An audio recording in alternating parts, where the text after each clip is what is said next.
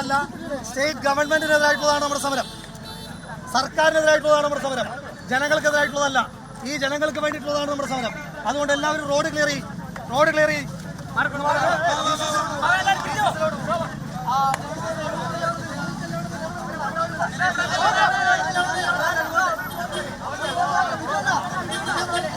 ജനങ്ങൾക്കെതിരായിട്ടുള്ളതല്ല, state ഗവൺമെന്റിനെതിരായിട്ടുള്ള സമരം continue ചെയ്യും. Road തടയുന്നില്ല, മന്ത്രിമാരെ തടഞ്ഞോളാം. അവസാനിച്ച് രാഹുൽ സമരം അവസാനിപ്പിച്ച് പോവുക. ജനങ്ങളെ തടയാൻ നമ്മളില്ല, മന്ത്രിമാരെ തടഞ്ഞോളാം. സമരം അവസാനിപ്പിക്കല്ലോ, തുടങ്ങല്ലേ. നിങ്ങൾ തമ്മിൽ ബഹളം ഉണ്ടാക്കല്ലേ. സമരം അവസാനിപ്പിക്കല്ലോ, സമരം തുടരുകയല്ലേ. ഇനി സഭയ്ക്കകത്തും പുറത്തുമൊക്കെ സമരമല്ലേ. അപ്പോൾ ഇന്ന് CPM നേതാവിന്റെ വാഹനം തടഞ്ഞുകൊണ്ടാണ് സമരം ചെയ്തത്. സമാനമായ രീതിയിൽ അല്ല, നമ്മൾ CPM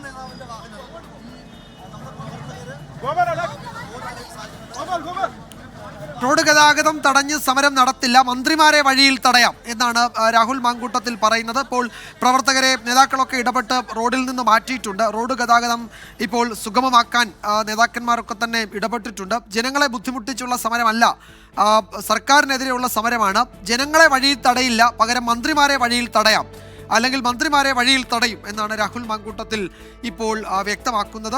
പ്രതിഷേധം ഏറെക്കുറെ അവസാനിച്ചിട്ടുണ്ട്. പ്രവർത്തകർ അവിടെ തന്നെ തുടരുകയാണ്. അറസ്റ്റിന് വഴങ്ങില്ല, അറസ്റ്റ് അനുവദിക്കില്ല എന്ന ഒരു നിലപാടെടുത്തിരുന്നു. ഏതാണ്ട് 20 റൗണ്ട് ജലപീരങ്കി പ്രയോഗിച്ചതിന് ശേഷം റോഡ് ഉപരോധിക്കുകയായിരുന്നു പ്രവർത്തകർ. അലക്സ് റാം മുഹമ്മദ് ഒരിക്കൽ കൂടി ചേരുന്നു. അലക്സ്, പ്രവർത്തകർ ഇപ്പോൾ ഏതാണ്ട് പിരിഞ്ഞു പോവുകയാണ് എന്ന് തോന്നുന്നു അല്ലേ? റോഡ് ഗതാഗതം സാധാരണഗതിയിലായോ അവിടെ? വിജയവർദ്ധ, പ്രവർത്തകർ ഇപ്പോൾ പിരിഞ്ഞു പോയിട്ടുണ്ട്. യൂത്ത് കോൺഗ്രസിന്റെ സംസ്ഥാന അധ്യക്ഷൻ തന്നെ പ്രവർത്തകരോട് പറഞ്ഞത് ഈ സമരം സ്റ്റേറ്റിനെതിരെയാണ്, ജനങ്ങൾക്കെതിരെ അല്ല എന്നാണ് പറഞ്ഞത്. പക്ഷേ ഏറെ നേരം ഈ MG റോഡിൽ വാഹനം ഇരു റോഡിലും തടസ്സപ്പെട്ടു എന്നുള്ളതാണ്. പോലീസ് ഒരുപക്ഷെ ഒരു ആക്ഷനിലേക്ക്, അതായത് പോലീസ് ബലം പ്രയോഗിച്ച് പ്രവർത്തകരെ അറസ്റ്റ് ചെയ്ത് നീക്കാൻ ഉള്ളൊരു നീക്കത്തിലേക്ക് വരുമ്പോൾ തന്നെ അത് യൂത്ത് കോൺഗ്രസിന്റെ സംസ്ഥാന അധ്യക്ഷൻ തടയുന്നുണ്ടായിരുന്നു. അത് അറസ്റ്റ് അങ്ങനെ വരിക്കാൻ എന്താണെങ്കിലും ഉദ്ദേശിക്കുന്നില്ല. ഈ സമരം നടത്താൻ അറിയാമെങ്കിൽ പ്രവർത്തകർക്ക് ഇവിടെ നിന്ന് സമരം അവസാനിപ്പിച്ച് പോകാനും അറിയാമെന്നാണ് അദ്ദേഹം പറഞ്ഞത്. നേരത്തെ നമ്മൾ കണ്ടത് ഒരു CPM ചിഹ്നമുള്ള ഒരു വാഹനം, ഒരു ഇന്നോവ വാഹനത്തെ ഈ പ്രവർത്തകർ അവിടെ തടഞ്ഞിട്ടിരിക്കുന്നത് നമ്മൾ കണ്ടതാണ്. അത് യാദൃച്ഛികമായി അതുവഴി കടന്നുപോയ ഒരു വാഹനമാണ്.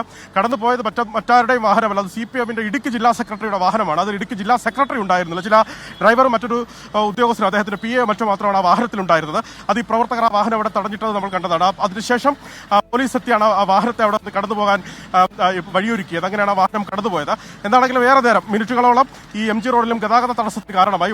വലിയ രീതിയിൽ 2 വശത്തും വലിയ രീതിയിൽ വാഹനങ്ങൾ ഇങ്ങനെ കുരുങ്ങിക്കിടക്കുന്നത്, ബ്ലോക്കിൽ കുരുങ്ങിക്കിടക്കുന്നത് ദൃശ്യങ്ങളിൽ കാണുന്നുണ്ട്. പോലീസ് വലിയ സംയമനം ഈ സമരവുമായി ബന്ധപ്പെട്ട് സ്വീകരിച്ചു എന്നുള്ളതാണ് ഏറ്റവും പ്രധാനപ്പെട്ട കാര്യം. 20 റൗണ്ടാണ് ഈ സമരത്തിന് നേരെ ജലപീരങ്കി പ്രയോഗിച്ചത്. അപ്പോൾ പോലീസുമായ ഒരു പർപ്പസ്ഫുൾ പ്രൊവോക്കേഷൻ പ്രവർത്തകർ ശ്രമിക്കുന്ന ദൃശ്യങ്ങളിലുണ്ടായിരുന്നു.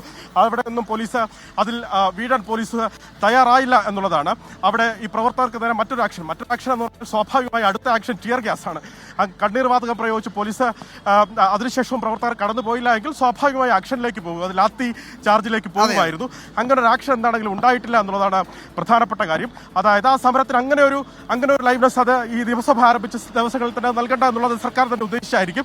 പോലീസിന് അങ്ങനെ ഒരു നിർദ്ദേശവും ലഭിച്ചിട്ടുണ്ടാകണം. ഏതാണ്ട് 1 മണിക്കൂർ പിന്നിടുന്നു, 1.25 മണിക്കൂറാകുന്നു ആ സമരം ആരംഭിച്ചിട്ട്. എപ്പോഴാണ് പ്രവർത്തകർ പിരിഞ്ഞു പോകുന്നത്? പ്രവർത്തകർ ഇപ്പോൾ ഞാൻ മനസ്സിലാക്കുന്നത് കോൺഗ്രസിന്റെ DC ഓഫീസിലേക്കാണ് പ്രവർത്തകർ.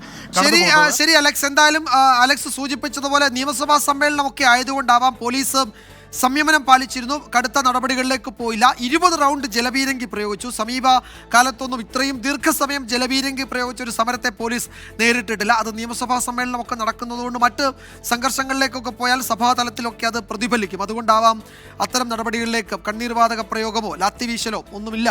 അങ്ങനെ ജലപീരങ്കി കൊണ്ട് മാത്രം പ്രവർത്തകരെ തിരിച്ചയച്ചു. റോഡ് ഉപരോധവും ഏതാണ്ട് അവസാനിച്ചു. സമരം ഏതാണ്ട് ഇന്നത്തെ സമരം അവസാനിച്ചു. പക്ഷേ ഇത് വലിയ സമര പരമ്പരകളുടെ തുടക്കമാണ് എന്നാണ് രാഹുൽ മാങ്കൂട്ടത്തിൽ പറഞ്ഞത്. മന്ത്രിമാരെ വഴിയിൽ തടയും. സംസ്ഥാന യൂത്ത് കോൺഗ്രസ് കമ്മിറ്റി നിയമസഭാ മാർച്ച് നടത്തും. സഭയിൽ ഇത് പ്രതിപക്ഷ അംഗങ്ങൾ ഉന്നയിക്കും. അങ്ങനെ ബ്രൂവറി അഴിമതി വിഷയത്തിൽ പ്രതിപക്ഷം സർക്കാരിനെ നേരിടാൻ പോകുന്നു എന്നതിൻ്റെ സൂചനയായി ഇതിനെ കാണണം എന്നാണ് യൂത്ത് കോൺഗ്രസ് നേതാക്കൾ അറിയിച്ചിരിക്കുന്നത്.